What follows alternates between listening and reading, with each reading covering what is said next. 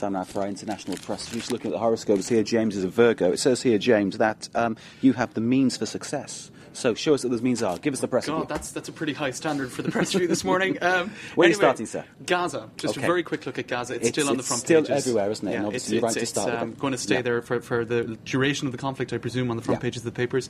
There's an article in Le Figaro saying that the ground offensive actually is reaching its limits at this point, even though it's still very violent conflict and there's still a lot of progression. That progression, though, is now slowing to just a few hundred metres per day, so those tanks aren't advancing much.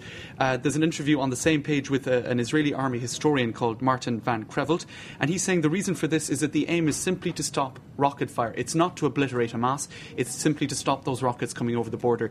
So Israel is not trying to destroy Hamas. Perhaps that's why the offensive is reaching its limits now and not progressing as far as it was perhaps in the earlier days of the ground offensive.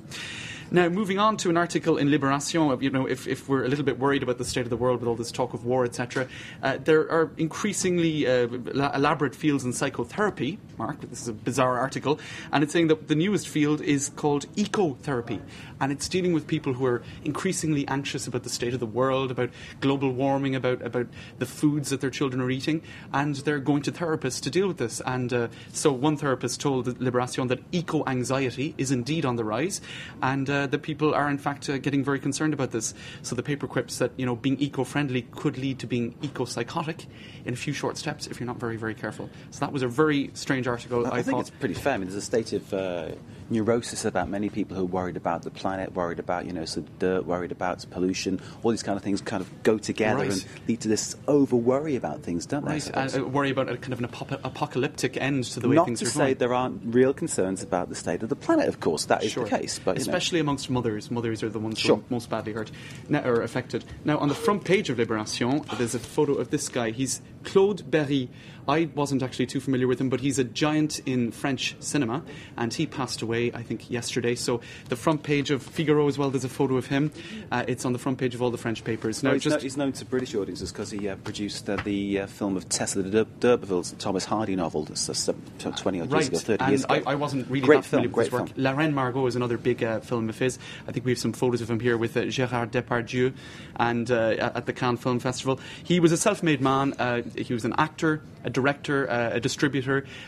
Basically, he found that a lot of directors weren't casting him.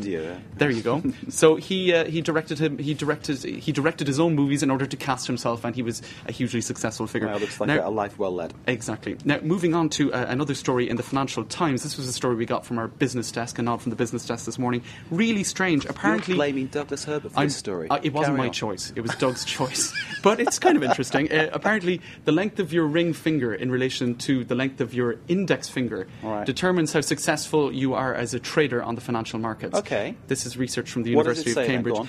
It says basically that traders whose ring fingers have the lowest ratio in relation to the index finger, I think that's if they're almost the same size, could earn up to 11 times more than traders who have the highest ratio between those fingers. Something to do with testosterone. I don't really fully that explains understand why I'm skimp, because my ring finger's longer than my index finger. Well, there you go. I'm not sure that that my ratio is too positive either.